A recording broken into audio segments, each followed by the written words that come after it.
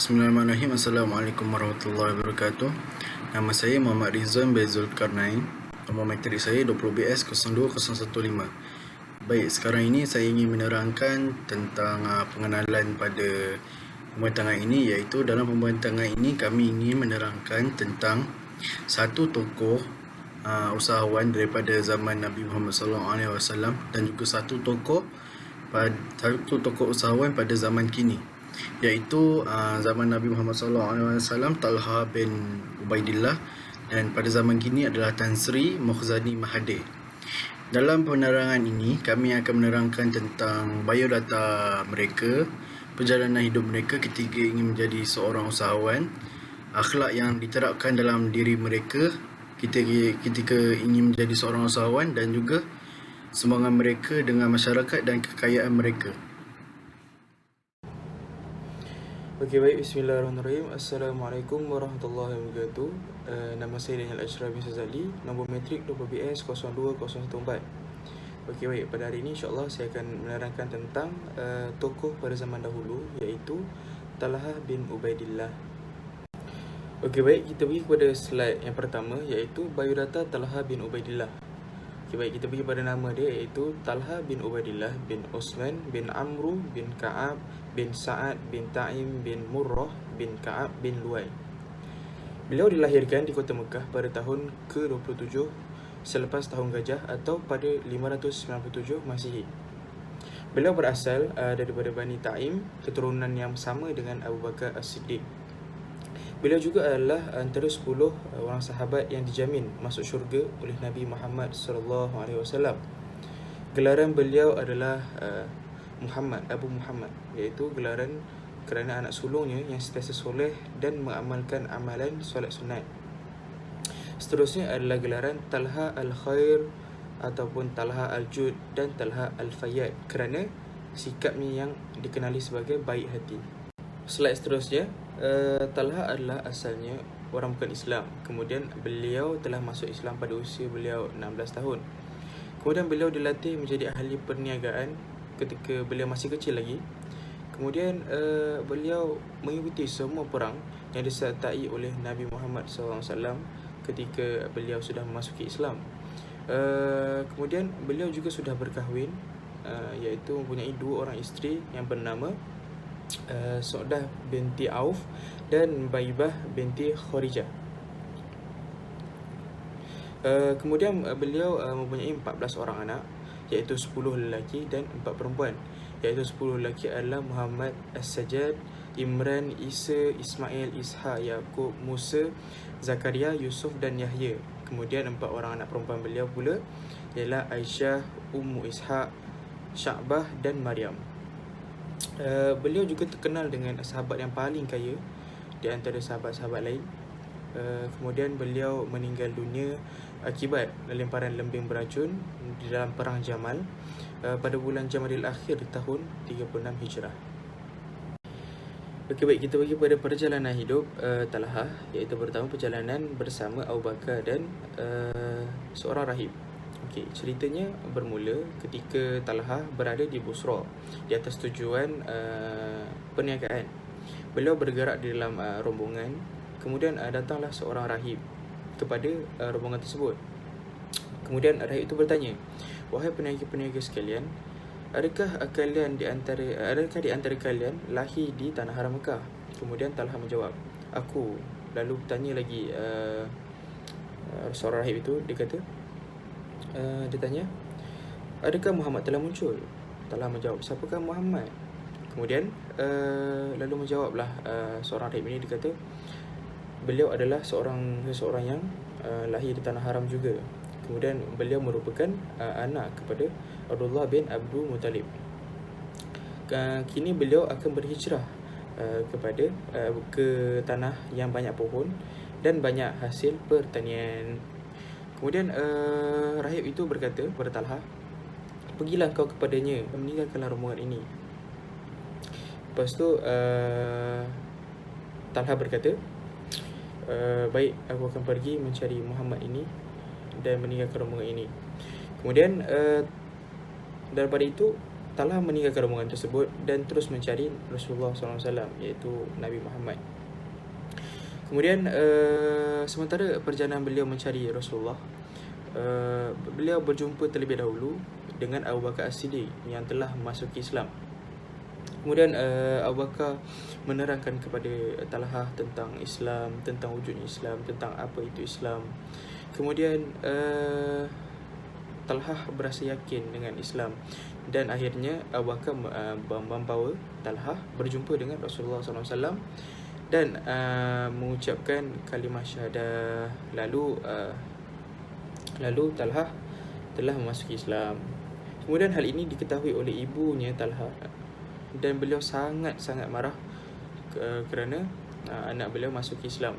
Kemudian ibu Talha berjumpa dengan seorang pembesar Quraisy dan berkata kepada beliau, "Kau bantulah aku untuk memurtadkan balik anak aku, iaitu Talha, agar tidak meneruskan perjalanan hidupnya di dalam Islam." Kemudian pembesar Quraisy ini datanglah berjumpa Talha dan memberi tawaran-tawaran, memberi harta-harta sebagai tanda untuk memesongkan hati Talha untuk meninggalkan Islam. Lalu Talha menolaknya. Talha cekal dengan Islam. Kemudian ibunya terus memarahi perkara tersebut dan menggunakan kekerasan pula, dan mengupah 10 orang lelaki samsing-samsing untuk pergi memukul Talha dan memurtadkannya. Kemudian Talha cekal hati biar badannya dipukul oleh 10 orang lelaki yang diikat. Kemudian tidak pada itu, Abu Bakar As-Siddiq juga diikat sekali bersama Talha dan dipukul oleh 10 orang lelaki, dipukul di kepala, dipukul di tangan, dipukul di badan. Namun hati Talha tetap kuat terhadap Islam dan tidak terpesong hatinya. Dan perkara ini dikesali oleh ibunya. Okey, baik, kita pergi pada perjalanan yang kedua, iaitu perjalanan Talha bersama Rasulullah SAW, yang di mana hal ini berkaitan dengan kisah sebelum ini, iaitu beliau dipukul. Kemudian akibat daripada pukul tersebut hanya memberikan kecekalan dan kekuatan lagi terhadap iman Talha. Namun dia digelar syahid yang hidup, iaitu gelaran itu digelar ketika Talha berada di dalam peperangan Uhud bersama-sama dengan Nabi dan 11 orang Ansar yang berjaya melarikan diri daripada serangan kaum musyrikin yang menyerang kubu Islam dan menghancurkan kubu Islam tersebut. Lalu Nabi dan 11 orang Ansar dan Talha berjaya melarikan diri, namun diburu oleh kaum musyrikin. Sementara itu Rasulullah berlari ke atas bukit bersama-sama dengan 11 orang Ansar dan Talha, dan disitulah berlakunya pertanyaan daripada Rasulullah, "Siapakah di antara kalian ingin bersama-sama aku dan ingin menjadi benteng aku, menjadi pertahanan aku dalam peperangan ataupun daripada serangan oleh orang kaum musyrikin?" Lalu berkata oleh Talha, aku akan menjadi benteng kau, wahai Muhammad." Lalu ditolak oleh Nabi. Kemudian Nabi bertanya kepada orang Ansar, dan orang Ansar menjadi benteng Nabi. Kemudian sehinggalah orang Ansar itu mati. Kemudian bertanya lagi kepada semua yang ada di situ. Rasulullah bertanya, "Siapa pula yang akan menjadi benteng aku lagi?" Kerana seorang Ansar itu telah mati. Kemudian menjawab Talha, "Aku akan menjadi benteng kau, wahai Muhammad, lagi sekali." Rasulullah menolak tawaran Talha dan menyuruh seorang Ansar untuk menjadi benteng beliau. Sehinggalah 11 orang Ansar itu meninggal syahid membentengkan Rasulullah SAW. Lalu tinggal seorang sahaja di situ, iaitu Talha. Kemudian tanpa berfikir panjang, Rasulullah suruh Talha menjadi benteng, dan Talha menyahut pertanyaan tersebut dan berkata, "Aku akan menjadi benteng kau, wahai Muhammad. Aku akan menghalang engkau daripada terkena pedang tombakan." Lalu semasa diserang oleh kaum musyrikin, badan Talha dihinggap berbagai-bagai senjata dan meninggalkan lebih 70 luka libasan pedang, tikaman, tombak dan tusukan panah. Pergelangan tangannya juga putus kerana dipotong, lalu jatuh ke dalam lubang dan terus terkambus. Tapi beliau terus bertarung dan mempertahankan Rasulullah SAW sehingga datanglah bantuan daripada Abu Bakar As-Siddiq dan Abu Ubaidah Al-Jarrah. Oleh sebab itu, oleh peristiwa itu, Rasulullah SAW bersabda bahawa barang siapa mahu melihat seorang yang syahid yang masih berjalan di atas muka bumi ini, maka lihatlah kepada Talha bin Ubaidillah. Dalam kisah ini, Talha adalah menjadi contoh pejuang Islam dan beliau sanggup menyahut seruan Nabi SAW untuk menjadi benteng beliau dan menjadi sama-sama Nabi untuk berperang bersama-sama Nabi, sehinggalah beliau syahid dan menjadi teman syurga Rasulullah SAW. Hal ini membuktikan ketulusan hatinya, ketulusan niatnya di dalam perjuangan. Okey, baik, slide seterusnya adalah akhlak Talha. Baik, ada dua, gigih mencari harta dan gemar bersedekah. Baik, pertama, gigih mencari harta, yang di mana hal ini Talha dikenali sebagai seorang yang sangat suka berniaga dan sangat suka berperang. Oleh sebab itu, beliau mendapatkan harta yang banyak daripada dua aktiviti tersebut. Seterusnya, yang kedua adalah gemar bersedekah. Oleh sebabkan beliau sangat banyak harta, lalu beliau bersedekah kepada seluruh kaum muslimin yang berada dekat dengan beliau. Okey, baik, slide seterusnya adalah sumbangan beliau. Yang pertama adalah dalam bidang pentadbiran. Baik, di dalam bidang pentadbiran ini, beliau dilantik oleh Khalifah Umar Al-Khattab sebagai seorang daripada Majlis Syura. Ketika berada di Majlis Syura tu, Talha terlibat secara langsung di dalam penggubalan dasar, membuat keputusan dan pelantikan khalifah, kecuali Abu Bakar As-Siddiq. Semasa detik kegemilangan tentera Islam Rom dan Parsi, Talha sentiasa berada di sisi khalifah, menjadi penasihat mereka di dalam pentadbiran. Atas sebab itulah Talha ini tidak terlibat secara langsung memegang jawatan Gubernur maupun Panglima Perang. Sumbangan kedua adalah menjadi benteng manusia untuk mempertahankan Rasulullah SAW. Seperti mana yang saya ceritakan di dalam perjalanan hidup dia, ketika dia menjadi benteng dan pertahanan Rasulullah, yang di mana satu demi satu anak panah yang cuba datang ke arah Rasulullah lalu dihalang oleh Talha, lalu terkena tusukan tersebut ke badan Talha. Lalu lalu Talha berkata, "Wahai Rasulullah, kamu tunduklah, biar aku yang menghalang tusukan tersebut daripada terkenamu, sebagai tuntutan aku terhadap ibu dan ayahku yang tak ingin memasuki Islam. Oleh sebab itu aku akan menjadi bentengmu, wahai Rasulullah. Aku akan menjagamu dan aku tidak mahu satu kesan pun terkena di badanmu, wahai Rasulullah. Biarlah kematianku ini mendahului kematianmu." Berkata Talha kepada Rasulullah SAW. Itulah sumbangan beliau di dalam menjadi benteng kepada Rasulullah. Sumbangan ketiga adalah hadiah hasil kebun ke jalan Allah SWT.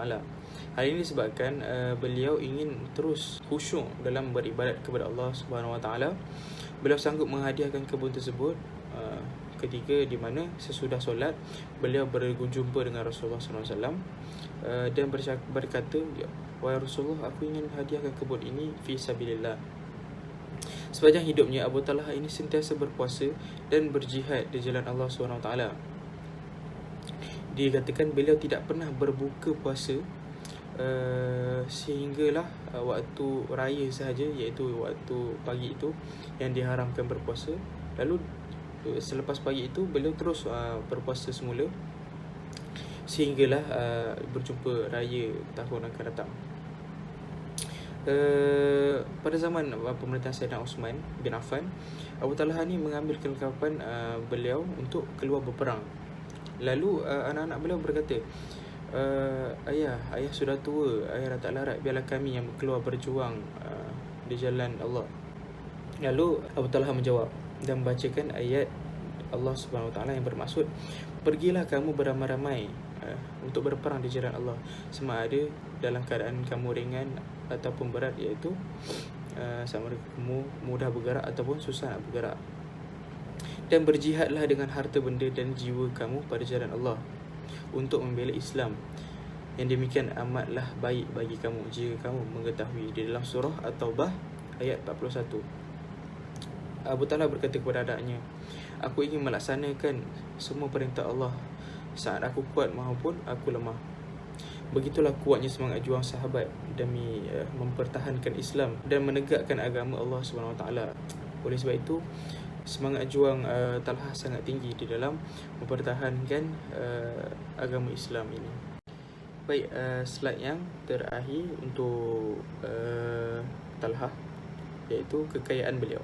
Ada 4. Yang pertama, disebabkan beliau menjadi sahabat yang paling kaya adalah 4 perkara ini, iaitu beliau pandai berniaga seperti Osman bin Affan dan Abdul Rahman bin Auf. Kedua, suatu pemerintahan Umar Al-Khattab, Talha menerima wang persaraan sebanyak 5,000 dirham setahun. Ketiga, Osman memberi wang sebanyak 100,000 dirham dan sebidang tanah kepada Talha. Dan yang keempat, memperoleh harta yang banyak hasil daripada harta rampasan perang yang disertainya. Assalamualaikum warahmatullahi wabarakatuh. Nama saya Muhammad Adam bin Nasruddin yang memegang nombor metrik 20BS02016. Saya akan menceritakan tentang biodata Tan Sri Dato' Mozani. Tan Sri Dato' Mozani binti Dr. Mahathir lahir pada 2 Januari 1961, merupakan anak kedua kepada bekas Perdana Menteri Malaysia iaitu Tun Dr. Mahathir Mohamad dan Tun Dr. Siti Hasmah Muhammad Ali. Beliau telah berkahwin dan mendirikan rumah tangga dengan mempunyai 5 orang anak. Di samping itu, beliau telah mendapat ijazah Bachelor of Science in Petroleum Engineering di University of Tulsa, USA. Tan Sri Dato' Mozani binti Dr. Mahathir ialah seorang ahli perniagaan dan telah memainkan peranan yang aktif dalam Pertubuhan Kebangsaan Melayu Bersatu iaitu UMNO. Dan pada satu masa yang sama, beliau berkhidmat sebagai Bendahari Pemuda.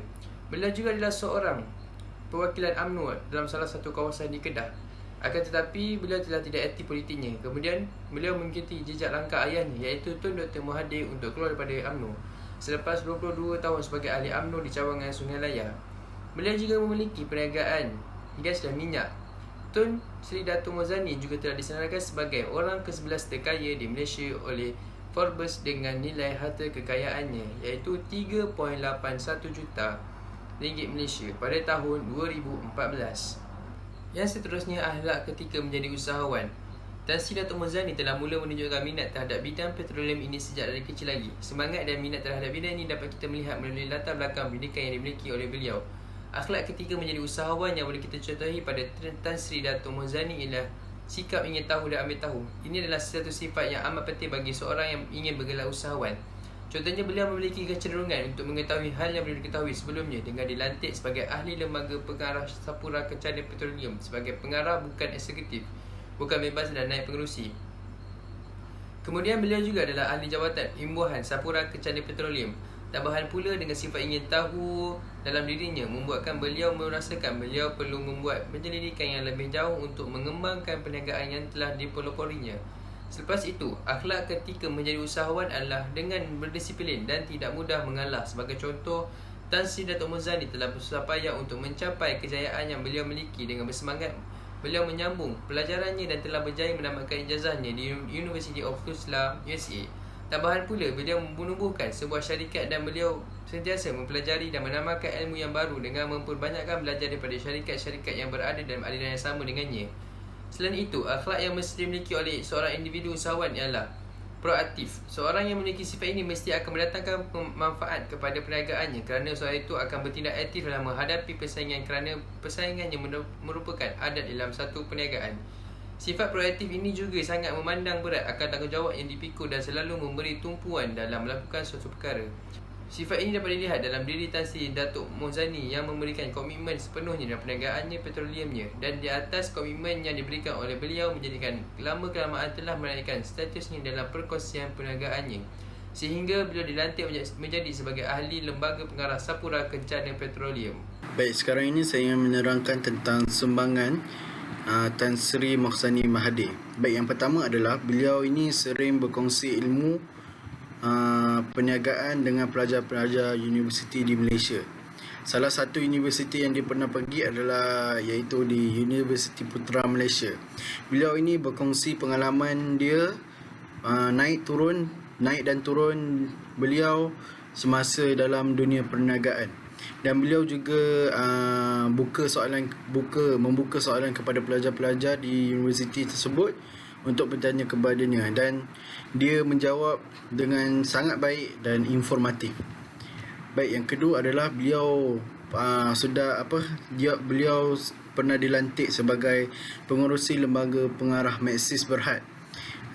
Beliau yakin Maxis akan terus menerajui pasaran pembekal penyelesaian tertumpu dan memainkan peranan utama dalam agenda digital negara serta usaha meningkatkan keterhubungan dalam negara. Baik, seterusnya saya ingin menerangkan tentang kekayaan Tan Sri Mohsani Mahathir. Baik, yang pertama adalah sebagaimana kita tahu bahawa Tan Sri Mohsani Mahathir ini adalah di antara 20 orang yang terkaya di Malaysia.